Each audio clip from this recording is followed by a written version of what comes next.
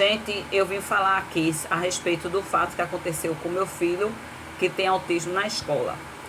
Muita gente me perguntaram se eu nunca procurei o Conselho Tutelar, se eu procurei o Poder Judiciário. Isso já aconteceu quando ele tinha por volta de uns 4 anos de idade, e que ele começou a sofrer certos tipos de coisa dentro de uma escola.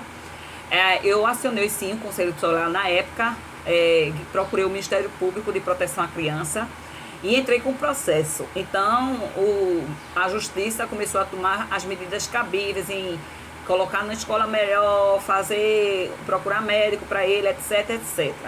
Certos tipos de sofrimento que a criança, principalmente pessoas com autismo ou qualquer outro tipo de deficiência intelectual, quando elas sofrem, ela acaba acarretando um trauma que pode trazer prejuízos para a vida dela. Então, assim, quando eu entrei com esse processo, então, assim, passou um tempo que eu mudei ele também de escola, que não estava acontecendo mais. Então, mesmo assim, eu fiquei um pouco segura, porque foi um trauma de 2 anos. Foi um trauma de 2 anos que eu passei, vendo ele sofrendo, ele tendo o quadro dele se agravando. Então, assim, pai de crianças autistas, é bom você sempre prestar bem atenção quando seu filho chega da escola, ou de qualquer local que você deixa ele sozinho com outra pessoa que não seja o pai, a mãe, a avó, ou qualquer outra pessoa que você acha que seja de confiança. Então, ele teve realmente, sim, um agravamento no estado de saúde dele devido aos traumas do passado. Então, eu procurei lutar sempre, dar o melhor para ele. Então, assim, veio a pandemia e eu achei, para ele, eu não achei, assim, que prejudicou tanto ele na escola, porque ele é um aluno, uma criança que tem uma deficiência intelectual, mas ele tem aquela facilidade de aprender a ler só, ele fala idioma, essas coisas. Então, assim, eu procurei também ensinar em casa, ele passa o dia todinho vendo vídeo, fazendo tarefa, desenho, essas coisas, pintura. Ele mesmo faz as coisas que os médicos ensinam a ele sempre foi assim. Então, assim, eu resolvi postar nas redes sociais, porque isso é uma coisa revoltante, porque a gente sabe, veja só, meu filho teve o diagnóstico de 2 anos de idade, então de lá pra cá eu já comecei a sentir o impacto da sociedade, como é o preconceito com as pessoas que têm necessidades especiais. Isso não é só crianças especiais, isso também serve para idosos, para bebês, pessoas incapazes, que não têm defesa. Então eu comecei a sentir o impacto, como é que essa sociedade ela enxerga essas pessoas. Então, assim, ela seleciona, né, essas pessoas. Então, assim, foi a partir dali que eu passei a virar uma super protetora pro lado do meu filho. Então, assim, como tinha parado, ele estava numa escola nova, ele está numa escola nova, já vai fazer 3 anos praticamente que ele tá nela. Então, assim, eu fiquei um pouco sossegada até o fato acontecer segunda-feira. Então, assim, fica difícil você saber, porque assim, eu acredito no meu filho, eu vou acreditar no meu filho. Pode 10 pessoas da escola falar o que for, mas eu vou acreditar no que ele falou. Assim que ele chegou da escola, porque eu não sei se vocês sabem, as crianças especiais, elas têm direito a monitor em sala de aula, a nutricionista e transporte escolar. Então, ele veio do transporte escolar. Então, assim que ele chegou no portão, ele já começou a chorar, me pedindo socorro, dizendo que o menino tinha batido nele, deu um murro na boca dele. Quando ele puxou a máscara, aí eu vi o sangramento. Nisso eu informei o pessoal do ônibus e passei a ligar para a escola. E ninguém atendia, a professora mandou mensagem, não sei o quê. Então eu fui ao local. Geralmente quem vive aqui dentro do Poder Judiciário sabe que primeiro a gente tenta um acordo amigável. Porque como ele já vai fazer 3 anos que está nessa escola, não havia necessidade de eu acionar logo o Poder Judiciário. Mas o Conselho Tutelar foi informado do fato. Então, a gente tenta um acordo amigável e para que não aconteça mais. Porque da próxima vez, aí eu entro de cabeça, aprofundo. Entendeu o que eu estou dizendo? Então, assim, fiz um acordo, conversei com elas e da próxima vez eu não perdoo. Então, assim, e outra coisa que eu vou dizer. Fica difícil uma criança com autismo, principalmente no caso do meu filho, que ele tem autismo e retardo mental. Porque quando ele chegou em casa, ele contou o fato certinho, o que aconteceu com ele, porque o fato tinha acontecido recentemente, porque o sangue dele estava vivo ainda. Estava aquele sangue vivo. Então foi coisa que deve ter acontecido com meia hora, 40 minutos, não sei. Mas já estava aquele sangue vivo, logo quando você leva um corte. Não estava aquele sangue já escuro.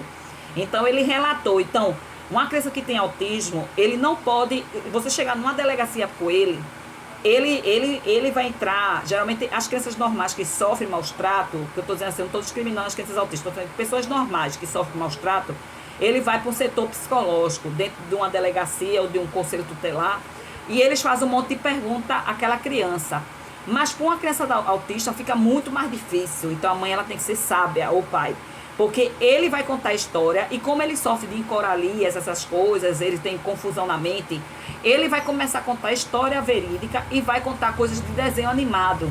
Então, assim, fica muito difícil a pessoa conseguir saber onde é que está o ponto do sofrimento daquela criança. Porque ele vai contar que ele sofreu, mas daqui a pouco ele vai falar de Bob Zoom, de Bob Esponja, vai começar a cantar cantigas de Niná, outras coisas, porque eles têm colaria, eles mudam muito rápido. Então, assim, eu me baseio no que ele falou. E ele continua falando, quando eu pergunto, que ele falou que foi outra criança que bateu nele. Mas, infelizmente, a escola veio com outra versão. Eu não acredito nelas, vou logo dizendo aqui, porque eu acho que uma criança ela não vai chegar a mentir, ao chegar ao ponto de chorar, de ficar sem querer comer. Ele tá sofrendo, tá, porque ele gosta de ir pra escola, tá entendendo? A boca dele tá machucada, então assim, quem leva uma pancada na boca, né, que chega a cortar e ficar roxo, você pode ver que o lábio dele ainda tá roxo, um pouco inchado. Quando ele come qualquer comida que seja salgada, então bate no ferimento, ele bate dando-se a chorar. E uma criança que ela sofre traumas que fazem com ela, ou com querer ou sem querer, ela fica, afeta o sono, porque ele se acordou várias horas na noite falando sobre coisas, só pesadelo, porque perturba a mente dele. Ele sofre para comer. Eu fico noites acordada, porque assim eu tenho que estar do lado dele. Ontem eu fui dormir mais ou menos, eu acho que era umas 12 horas da noite, 1 hora da manhã, eu não lembro mais que hora era, para quando dá 13 e pouca da manhã ele está acordado. Então assim, é uma situação muito difícil. Eu acho que a justiça, ela deveria ouvir mais os pais e pessoas que estão denunciando o caso de maus tratos com pessoas incapazes. Porque pessoas incapazes não têm defesa. Eu sempre faço aqui minha proteção animal. Eu também considero os animais vítimas de maus tratos, de rua, incapazes. E até animais de tutor mesmo, porque são seres humanos, seres vivos, que não têm defesa nenhuma. Eu acho uma pura covardia a pessoa fazer alguma maldade com a pessoa que ela não sabe se defender. Isso é uma coisa que não é humano.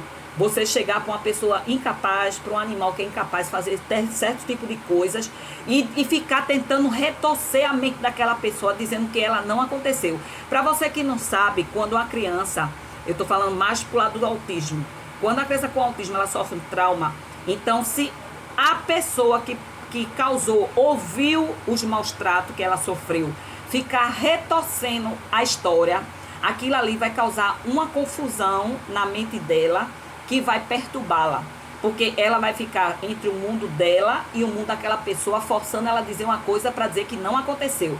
Porque Félix, ele está relatando, ele relatou certo no primeiro dia, chorou, não queria comer, não queria dormir, foi difícil, e eu lutando para poder defender ele. Quando na frente lá, elas disseram que foi uma criança que bateu a bolsa, então a cabeça dele houve aquela confusão. Então, o que ele escuta, ele vai associar com o fato. Então, ele fala do menino, ele fala da mochila, ele fala do desenho, ele fala disso. Então, assim, é muito complicado. Eu só acharia o seguinte, que tem que ter duas formas de evitar isso. É colocar profissionais capacitados e responsáveis. Colocar câmera em escola pública, tem que colocar câmeras em escola pública e ativa, porque escola pública não tem câmera como as particulares. E às vezes acontece mesmo com câmera, colocar câmeras em escola pública, que tem pessoas incapazes, ou até adolescente, treinar os profissionais para ter paciência com aquela pessoa, porque elas têm um direito garantido por lei e tem que ser respeitado. Ninguém pode infringir um direito que é de lei. Então, eles têm direito a ter uma vida digna, entendeu? Então, se a justiça e as pessoas que são responsáveis pelo setor da educação ou de qualquer lugar que esteja havendo maus tratos com pessoas incapazes, a justiça tem que mudar mais a lei, colocá-la mais para penalizar mais aquelas pessoas que praticam mal ao próximo, e tem que colocar câmeras, porque uma pessoa incapaz, ela não tem como se defender. Então, botou câmera, puxou as câmeras, eu quero ver onde é que ela vai mentir e dizer que uma pessoa incapaz está errada, entendeu? Eu acho só isso uma pura covardia, tá entendendo? Porque eu trabalhei como cuidadora, nunca recebi reclamação de fato de praticar maus tratos a nenhum paciente que eu cuidei, tá entendendo? E eram pessoas incapazes que não sabiam nem se defender, para depois eu colocar um filho no mundo e as pessoas achar que pode fazer o que quer e dizer o que quer que faça com elas de errado, entendeu? Então assim, eu botei um filho no mundo, Deus me deu um filho, Deus não me deu um saco de pancada, Deus não me deu uma coisa para as pessoas ficarem xingando, porque muitas pessoas têm mania de pela aparência. Ah, ele não parece ser autista. Eu acho que todos os pais de crianças autistas aqui já escutaram isso, né? Mas não sabe a luta diária que a gente tem todos os dias. E a gente tem que estar o tempo todo recorrendo ao poder judiciário. Porque se você quer o direito dos seus filhos, você quer defender os seus filhos, infelizmente você vai ter que viver dentro do poder judiciário. Para conseguir uma proteção, para conseguir um médico, para conseguir os direitos dela, você vai ter que viver dentro do poder judiciário. Então, uma coisa que eu vou dizer a vocês aqui, minha gente, não desista e lute pelos seus filhos. Denuncie nas redes sociais, vá numa delegacia, vá no Conselho Tutelar, vá no Ministério Público de Proteção à Criança e Adolescente, denuncie e exija sim os direitos dela para que ela seja respeitada, porque ela é um ser humano como qualquer outro, entendeu? Espero que todos tenham me compreendido.